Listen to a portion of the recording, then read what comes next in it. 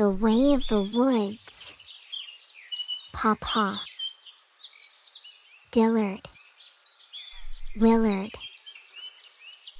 Many years ago, deep in the North Woods, lived a great bear named Paw. He was the strongest and bravest bear, alive and respected by all the forest creatures. One day, all the animals gathered together to discuss some changes in the woods. A new animal that walked on 2 legs and was covered in strange fur was making its home nearby. They needed a leader, and could think of no one better than Paw. They all marched to Paw's cave, and asked if he would be the king of the forest. Paw was thrilled, and even though he didn't know what being a king was all about, he gladly accepted. Paw then said, "I will need some helpers, and I want Crowley Crow and Willard Weasel to be my advisors." Well, Crowley and Willard were honored, and both agreed to work with King Paw. One day, Slither, the snake, visited King Paw and told him of a strange animal he saw close by. Paw asked, "Where did you see this animal?" Slither replied, "It lives with the strange, 2-legged creature at the edge of our woods." Paw thought for a moment and said, "Willard and Crowley, go to the edge of the woods and see what this animal is." Within moments, his 2 helpers were on their way. Some time later, Willard and Crowley returned, and excitedly told King Paw that there was indeed a strange animal at the edge of the woods.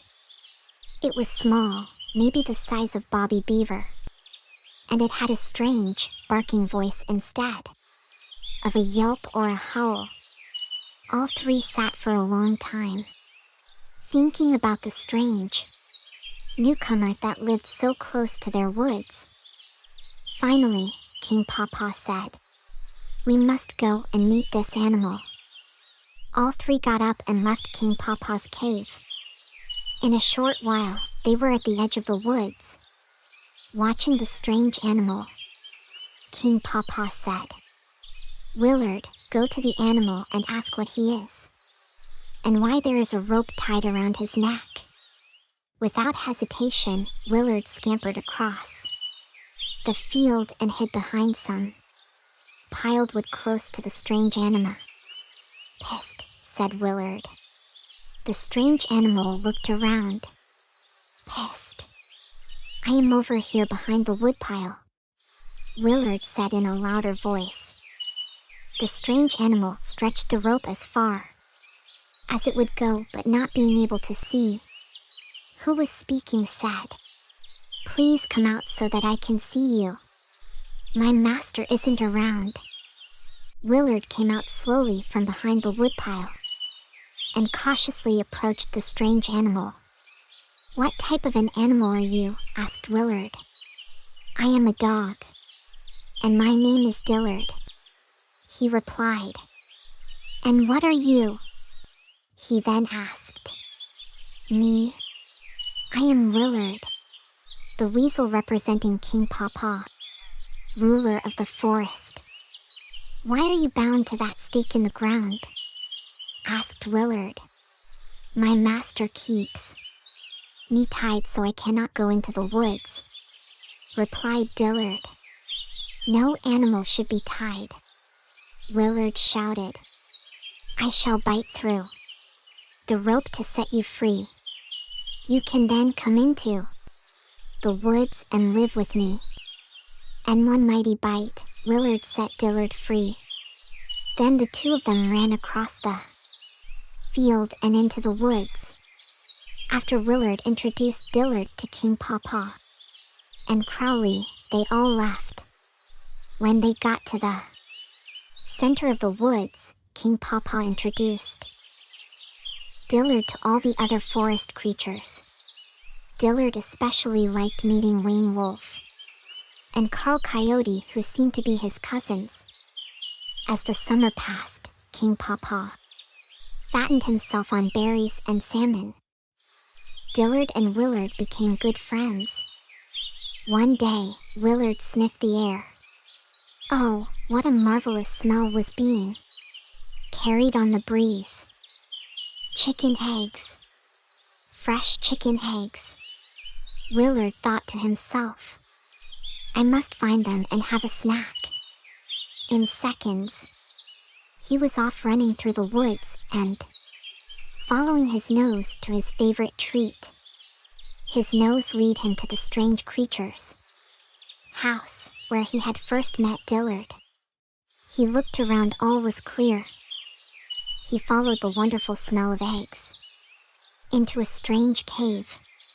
He looked around and couldn't believe his eyes. There were chicken eggs. Hundreds of chicken eggs all around him. As he reached for an egg, a chicken saw him and sounded the alarm. Soon all the chickens were clucking, squawking, and making a fuss. Then he heard something behind him. As he turned, he saw the strange creature that lived there, the one that Dillard called Master. There was no escape and Willard was terrified. The strange creature looked at Willard and said, You varmint! You are the weasel that set Dillard free. Why I ought to MMM, but before he could finish, Willard yelled out, Wait! Don't do anything to me. I can return Dillard to you. Just let me pass and Dillard will be back. In a very short time, the strange creature stepped aside and let Willard free. When Willard returned to the woods, he ran to his friend, Dillard. Quick, follow me. I need your help. Well, Dillard didn't hesitate to help his friend, and off they ran with Willard in the lead. As they crossed the field, Dillard stopped. What's wrong? Asked Willard. My master lives there and I am afraid to go any further. Dillard replied. Don't worry, said Willard. Your master is not there. Again, Dillard followed Willard right into the cave with all the chickens. In a flash, the master had a rope around Dillard's neck. He then looked at the weasel, tossed him an egg, and said, Thank you for returning my dog. Willard left for the woods without saying a word.